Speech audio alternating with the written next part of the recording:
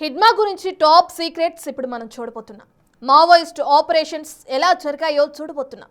లొంగిపోయిన మావోయిస్టులు చెప్పిన top secrets చూడబోతున్నాం.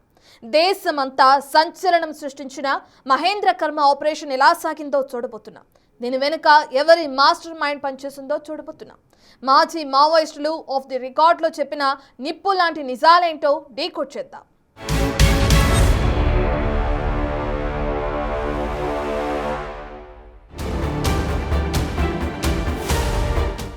2013 మే 25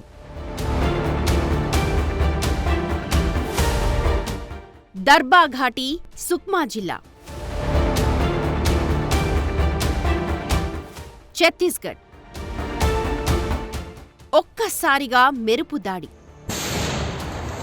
కాంగ్రెస్ పార్టీ చేపట్టిన పరివర్తన యాత్ర ముగించుకుని 25 వాహనాల కాన్వాయ్తో మహేంద్ర కర్మ సుక్మా నుండి జగదల్పూర్ వెళుతూ ఉండగా సుమారు 150 మంది మావోయిస్టులు చుట్టుముట్టి నాడు భారీ మారణ హోమానికి పాల్పడ్డారు.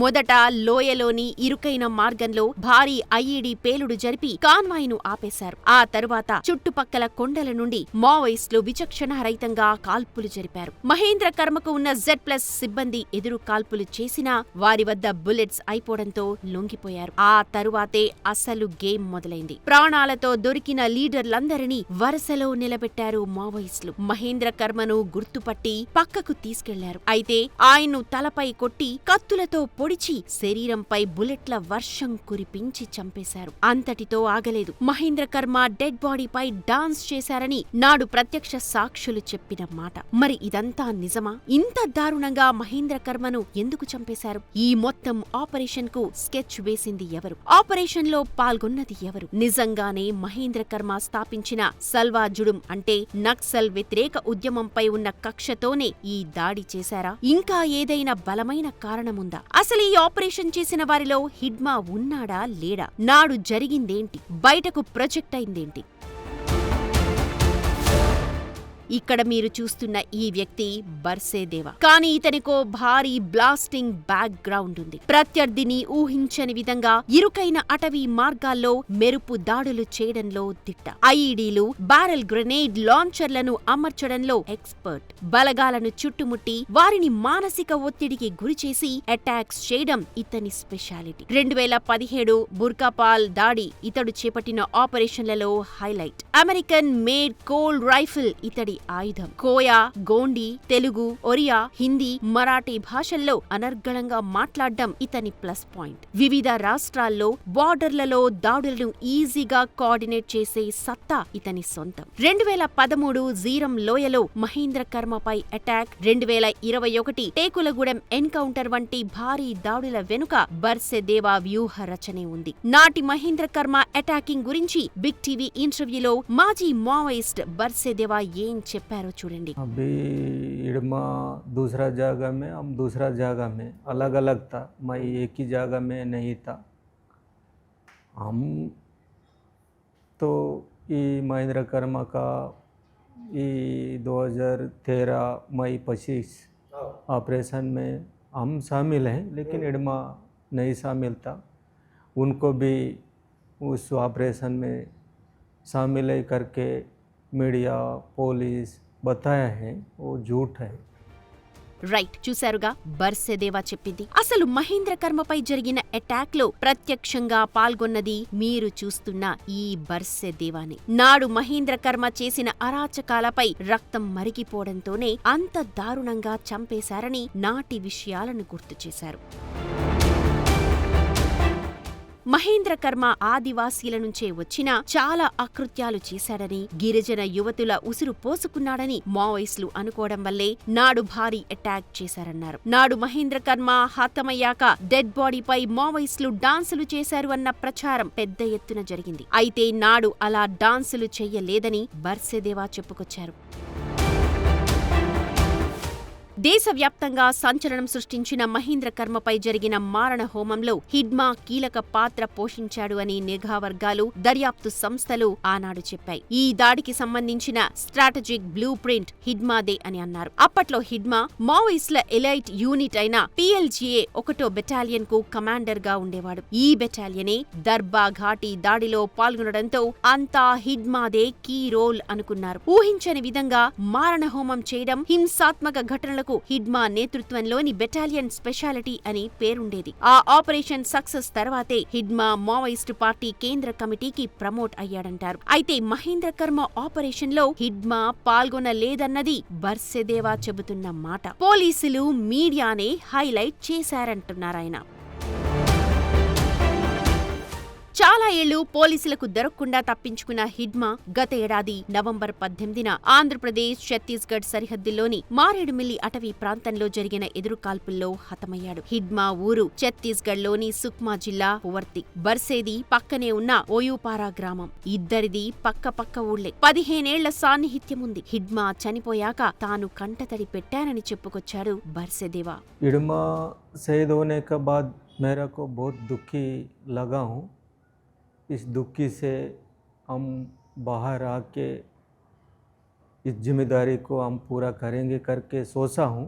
हम बीच में फंस गया, इसीलिए मैं सरेंडर किए हैं। హిడ్మా ఎన్కౌంటర్ తర్వాత పరిస్థితులు బాగాలేకపోవడంతో జనవరి 2న బర్సెదేవా తన సహచరులతో కలిసి తెలంగాణ డీజీపీ ముందు లొంగిపోయాడు. అయితే ఇంటర్వ్యూలో దేవా చెప్పిందేంటో ఒకసారి చూడండి. सरेंडर करो, घर वापस आ जाओ करके हवन किए हैं माँ। मैं उस हवन के सुन के सरेंडर करने के लिए नहीं आए हैं। मैं काम के लिए पार्टी भेज रहा था। जाते समय मेरा गाड़ी को पुलिस चेक किए हैं। 2 बुलोरो को पकड़ के लाए। या लाने का बाद अभी का परिस्थिति को देख के सरेंडर करने का निर्णय लिए हैं। తాను లొంగిపోలేదని, పార్టీ పని మీద వెళుతూ ఉంటే పట్టుకున్నారని, అందుకే లొంగిపోవలసి వచ్చిందన్నాడు దేవా. బర్సెదేవా డైరెక్ట్ అటాక్స్ కంటే వెనక ఉండి వ్యూహాలు రచించడంలో ఎక్స్పర్ట్. అయితే ఇది నిఘా సంస్థల దృష్టిలో తాను మాత్రం డైరెక్ట్ అటాకర్ గానే అని గుర్తు చేస్తున్నారు బర్సెదేవా. ఆయన్ను మాట్లాడిస్తే ఎన్నో సంచలన విషయాలు బయటకొస్తున్నాయి. हम अभी जनता के साथ रहकर काम करेंगे या नहीं करेंगे, अभी हम निर्णय नहीं लिए हैं।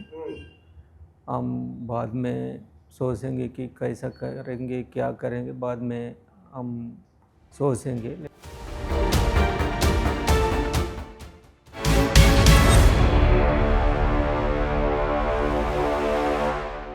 లేటెస్ట్గా లొంగిపోయిన వారిలో మరో కీలక మావోయిస్ట్ కంకణాల రాచిరెడ్డి. ఈయన మావోయిస్టుల డైలీ లైఫ్, ఆయుధాల సేకరణ ఎలా చేశారో, మందు పాత్రలు పెట్టి ఎవరిని అలర్ట్ చేసేవాళ్ళో చెప్పుకొచ్చారు. మావోయిస్టుల సీక్రెట్ ఆపరేషన్స్ పై కీలక విషయాలు వెల్లడించారు. మరి ఆ టాప్ సీక్రెట్స్ ఏంటో ఇప్పుడు చూద్దాం.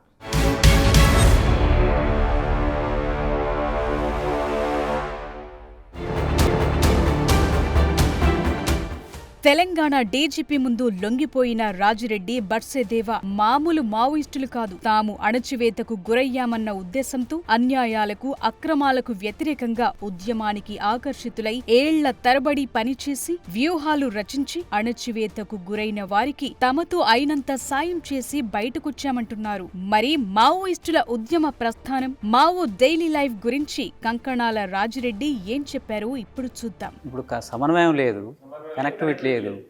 ఉన్న వాళ్ళంటే ఇచ్చేస్తాం, లేదనుకుంటే తుపాకీ ఆడ పెట్టి రావాలి. పెట్టొస్తే ఎక్కడ పెట్టొచ్చినాం అంటే అనివార్యంగా చెప్పాల్సి వస్తుంది. అంటే ఇది వెనక చేరి వచ్చిన వాళ్ళది ద్రోహం అనుకోవచ్చా ఏమనుకోవచ్చా నాకు తెలియదు. కానీ అంటే ఆ పరిస్థితులు వచ్చారు ఎట్లా అనేది నాకు తెలియదు. కాంటాక్ట్లు అయితే చాలా వరకు అంతటా కట్ అయి ఉన్నాయి. ఒక బ్యాచ్ ఏంటంటే అది ఎప్పుడూ కలుస్తుంది. తర్వాత ఇప్పుడు వీళ్ళకు ఇడుమ చనిపోయిన తర్వాత ఎవరు కనెక్ట్ ఉన్నారు లేదనేటువంటిది కూడా మనకు తెలియదు. ఆపరేషన్ కగార్ మావోయిస్టు పార్టీని పూర్తిగా దెబ్బతీసిందన్నారు. ఇప్పుడు అడవుల్లో తిరిగే పరిస్థితులు లేవని చెప్పుకొచ్చారు. మావోయిస్టు పార్టీ డాక్యుమెంట్ ప్రకారం పాత పోరాట పద్ధతులు వీడాలని చెప్పిందని, విడివిడిగా 2, 3, 5 కలిసి తిరగాలని ఆదేశించిందని, అయితే తాను ఆయుధాలు వదిలేసి వచ్చానన్నారు రాజిరెడ్డి. తాను గణపతి, తిప్పిరి తిరుపతి ఎలియాస్ దేవుజీని, మల్ల రాజిరెడ్డిని కలవలేదని, బడే చొక్కారావ్ ఎలియాస్ దామోదర్ తాను 6 నెలల క్రితం వరకు కలిసే ఉన్నామన్నారు రాజిరెడ్డి. అయితే చొక్కారావ్ లొంగిపోతాడో లేదో తెలియదన్నారు. వాళ్ళ గురించి మనకు తెలియదు. ఇక్కడ దామోదర్ అయితేనో మేము కలిసి ఉంటాం, కానీ మల్లారాయరెడ్డి ఎక్కడ ఉంటో తెలియదు, గణపతి ఎక్కడ ఉంటో తెలియదు, వీళ్ళ విషయం మాకు తెలియదు కదా. మందు పాత్రలు అమర్చేటప్పుడు ఆ ఊర్లో వాళ్లకు చెప్పి పెట్టేవాళ్లమని, అందుకే అమాయకులు బలి కాకుండా ఉండేవాళ్లని ఓ సీక్రెట్ చెప్పారు రాజిరెడ్డి. పోలీస్ స్టేషన్లో సిబ్బంది పెద్దగా లేని టైం చూసి ఆయుధాలు పట్టుకెళ్లేవాళ్లమన్నారు. కొన్నిసార్లు సిఆర్పీఎఫ్ బలగాలపై దాడి చేసి వెపన్స్ ఎత్తుకెళ్లేవాళ్లమన్నారు. తాను మావోయిస్టు పార్టీలోకి వెళ్లటానికి దొరల ఆధిపత్యమే కారణమని మరో విషయాన్ని చెప్పుకున్నారు. తన సొంతూరు పెద్దపల్లి జిల్లా కాల్వ శ్రీరాంపూర్ మండలం కిష్టంపేటలో చాలా ఇబ్బందులు పడ్డామని, తాను జైలుకు వెళ్లొచ్చాక మావోయిస్టు పార్టీలో చేరానన్నారు. అంటే ప్రజల్లో అప్పటికి భూస్వాములు చేసేటువంటి దౌర్జన్యాలు, దోపిడీ, అరాచకాలు, తర్వాత అన్ని కుటుంబాల మీద వేధింపులు అనేటువంటి అప్పటి వరకు జరిగినాయి. అప్పుడు కూడా జరుగుతున్నటువంటి ఉద్యమం అనేటువంటిది కొంత వచ్చిన తర్వాత కొంత వెనుకకు తగ్గుతున్నటువంటి పరిస్థితి కూడా వస్తున్నటువంటి క్రమం, అదొక మూమెంట్గా ఉంది. అప్పుడు దాని లోపల మా కుటుంబం కూడా చాలా ఇబ్బందుల పాలైందంటే, మా భూములు లాక్కోలే కానీ భూములు కొనిచ్చి తర్వాత వడ్డీలకు వసూలు చేసి కుటుంబాన్ని చిన్నపిల్లల చప్పల పాలు చేశారు. ఆపరేషన్ కగార్లో మావోయిస్టు చీఫ్ నంబాల కేశవరావు సహా 8 మంది సెంట్రల్ కమిటీ సభ్యుల ఎన్కౌంటర్ సంచలనమే అని, నంబాల తరువాత దేవ్జీకి పార్టీ చీఫ్ ఇవ్వటంపై కులాల గొడవలు లేవన్నారు రాజిరెడ్డి. మావోయిస్టు పార్టీ ఆదివాసీలనే నాయకులుగా చేయాలని చూస్తుందని, దాడులు అనేవి పార్టీ నిర్ణయం ప్రకారమే జరుగుతాయన్నారు. కులాధిపత్యం జరుగుతుంది అనేటువంటి వాళ్ళు బయటకు వచ్చిన ఇంకా ఎక్కువ నుంచి చెప్తారు, కానీ లోపల ఒక్కరు కూడా కులాధిపత్యం ఉన్నటువంటి ఏ రోజు కూడా ఒక్కరు కూడా మాట్లాడరు. అది మాట్లాడలే, ఆ విషయమే రాదు కదా. ఒక్క ప్లేట్లో తింటే ఒక్కోసారి నా ప్లేట్ నేను తీసుకుపోతే, ఆయన ప్లేట్ నేను తీసుకుపోతా. అంటే మాదొక లక్ష్యం ఒకటి, తర్వాత కులం అనేటువంటిది మాకు ఏం అవసరం. అక్కడ గ్రామంలో ఉంటడం అనివార్యంగా ఒక అవసరం పడుతుంది. కుటుంబ నేపథ్యం నుంచి ఇంటికి వచ్చి కూర్చుంటే కూడా వాళ్ళు ఎందుకు కూర్చున్నారు, వాళ్ళు ఎందుకు కూర్చొని ఇచ్చినామని తల్లిదండ్రులు అంటారు, కులపులు అంటారు. అక్కడ ఏం అవసరం, ఆ కులం ఎందుకు? అందరూ ఒక లక్ష్యం కోసం వచ్చినాం, పనిచేస్తున్నాం కాబట్టి అదే కోణం నుంచి ఆలోచిస్తుంది తప్ప దళిత కోణం అని ఉండదు. ఇంకా వాళ్ళని ఎదిగించుకోవడానికి పార్టీ బాగా ప్రయత్నం చేసింది. ఎందుకు అని అంటే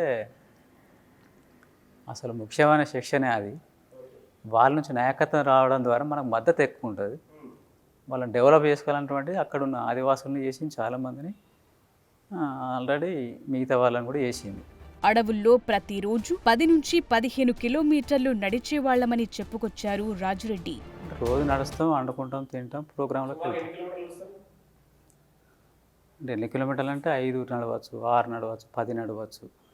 అక్కడ మనం ఎక్కడైతే ఏ ఊరికైతే పోవాలనుకుంటాం, లేదా ఒక ప్రాంతం నుంచి ఏ ప్రాంతం పోదాం అనే దాన్ని బట్టి 4 గంటలు నడవచ్చు, 3 గంటలు, అంటే ఒక 2 గంటలు ఒకసారి, ఒక 2 గంటలు ఒకసారి, అట్లా ఒక్కొక్కసారి ఎక్కువ కూడా నడుస్తాం.